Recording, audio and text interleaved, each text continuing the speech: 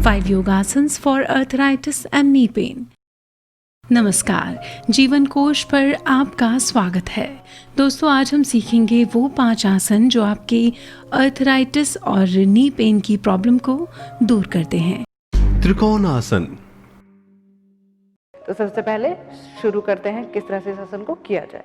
अपने पैरों में इस तरह से गैप 4 फीट 3 फीट का गैप रख सकते हैं और अपने लेफ्ट लेग को बाहर की तरफ निकालते हुए आपका जो राइट पैर है वो बिल्कुल सामने की तरफ रहेगा। कमर गर्दन को सीधा रखना है। दोनों हाथों को साइड में ले जाते हुए अपनी बॉडी को लेफ्ट साइड बेंड करना है। ध्यान रखेंगे ऊपर से इनहेल और नीचे आते हुए आपको एक्सहेल करना है। जितना यथाशक्ति हो उतना आपको टच करना है और ऊपर वाले हाथ की ओर देख लेना है। इस तरह से आपके दोनों नीज बिल्कुल सीधे रहेंगे। जब भी आप आए तो दोनों नीज सीधे रहने चाहिए, बिल्कुल मुड़ना नहीं चाहिए। आपका पैर का गैप बहुत ज्यादा वाइड भी ना हो और बहुत ज्यादा अंदर भी ना हो। नीचे आते हुए अगर आपकी गर्दन में दर्द हो रहा है, कुछ पेन है, तो आपको नेक को सामने की ओर रखना है। ऊपर मत देखिए, सामने की ओर रखिए और ट्राई करेंगे कि ये जो आपका हिप है ज्यादा बाहर की तरफ नहीं निकालना है। इस तरह से करते हुए आपको यहाँ पर स्टॉप होना है। फिर वापस इनहेल करते हुए दोनों हाथ साइड, पैर को अंदर की ओर मोड़ेंगे और फिर से सावधान की स्थिति में आ जाएंगे। सबसे पहले अपना मैट इस तरह से बिछाइए। आपको उल्टा लेटना है। अपने जो पैर है एकदम बाहर की ओर, टोज बाहर और हील्स आपके अंदर की ओर, इस तरह से। इस पोस्टर को ध्यान से देखेंगे। उसके बाद आपको जो हाथ है कंधे से कंधे का रखना, मतलब कि आपका लेफ्ट हैंड जो है राइट कंधे के ऊपर और राइट हैंड आपका लेफ्ट कंधे के ऊपर। और फिर थोड़ा सा फैलाते हुए कोहनियों को, अपने सर को इस तरह से अंदर कर लीजिए। ये आपकी फाइनल पोजीशन है। अगर आपको लगता है कि कुछ आपको जो आर्म है आपके सर की तरफ चुभ रही है, कुछ भी है, तो आप हाथों को इस तरह से भी नीचे रख सकते हैं।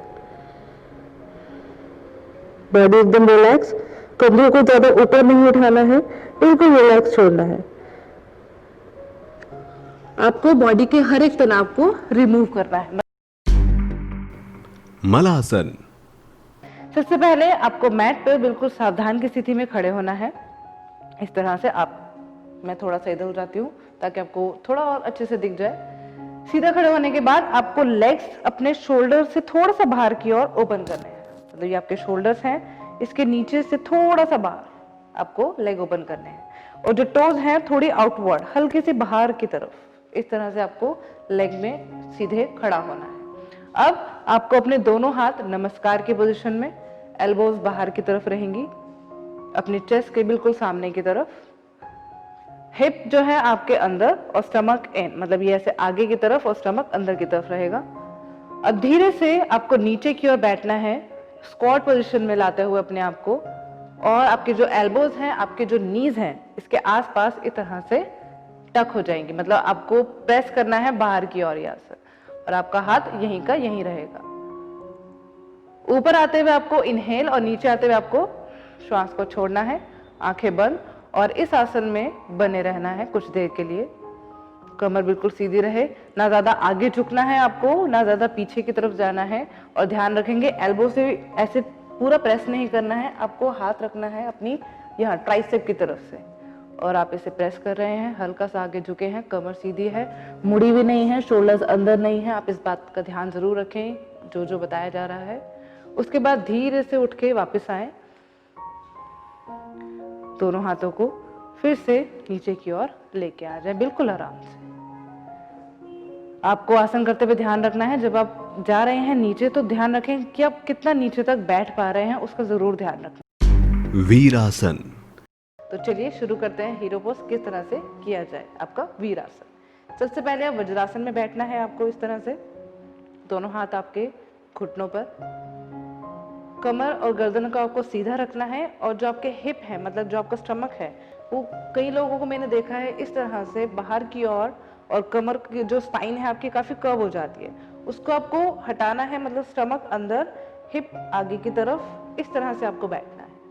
ये ध्यान रखेंगे इस बात का, वरना आपको बैक की तरफ थोड़ा पेन फील हो सकता है। अब आपको धीरे धीरे राइट और लेफ्ट दोनों पैरों को इस तरह से बाहर की ओर निकालना है,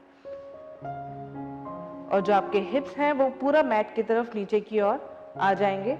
आपका जो पैर है थोड़ा सा बाहर, मतलब हिप से हल्का सा दूर, इस तरह से आपको बैठना है। नीज आपको मिला के रखने हैं, ध्यान रखेंगे इस बात का। ये पैर बाहर, हील्स ऊपर की ओर, कमर सीधी, हिप अंदर की ओर, और ये स्टमक बिल्कुल स्पाइन की तरफ पीछे की ओर।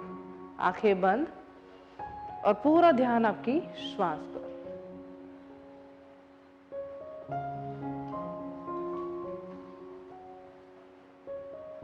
कुछ देर बैठने के बाद आप वापस से अपने पैरों को धीरे से अंदर की ओर एक एक करके दोबारा से वज्रासन में आ सकते हैं। गरुड़ासन। सबसे पहले आप अपने मैट पर ऐसे सावधान की स्थिति में ताड़ासन में खड़े हो जाइए। अब अपना राइट लेग आगे की ओर लाइए और फिर इसको लेफ्ट आपके उल्टे पैर की तरफ इस तरह से घुमाते हुए आपको पूरा लपेट देना है काफ के चारों तरफ, और फिर अपने हाथ जो सेम लेग है वही सेम हैंड ऊपर रखना है और इस तरह से घुमाते हुए अपने हाथों को नमस्कार की पोजीशन में लगाना है। आप धीरे धीरे इस तरह से धीरे धीरे करके हाथों को नमस्कार के पोजीशन में, और बिल्कुल सीध में अपने हाथ को टिप की तरफ देखना है, और धीरे से नीचे की ओर आपको बैठ जाना है। आपकी जो आंखें हैं बिल्कुल सामने की ओर रहें, इधर उधर नहीं देखना है। अब धीरे से ऊपर आइए, हाथों को धीरे से खोलिए, नीचे लाइए, और फिर लेग को इस तरह से खोलते हुए आप सीधे हो जाइए। गरुड़ासन जो है वो एक बैलेंसिंग पोज है, तो आपको ध्यान रखना है कि जब हम करते हैं गरुड़ासन तो काफी हिलते हैं लोग। उससे पहले आप कुछ और आसन भी जरूर कीजिए ताकि आपकी बॉडी में फ्लेक्सिबिलिटी आए, आपके हाथों में, आपकी लेग्स में फ्लेक्सिबिलिटी जरूर आए। इससे आपका साइटिका का और गठिया का पेन भी खत्म होता है और लेग्स में लचीलापन बहुत ज्यादा आता है और स्पाइन भी आपकी हेल्दी रहती है। आई होप आपको ये वीडियो अच्छा लगा होगा। इसके लाभ को जरूर देखें, समझें और इस आसन को अच्छे से कीजिए। फिर मिलेंगे, धन्यवाद।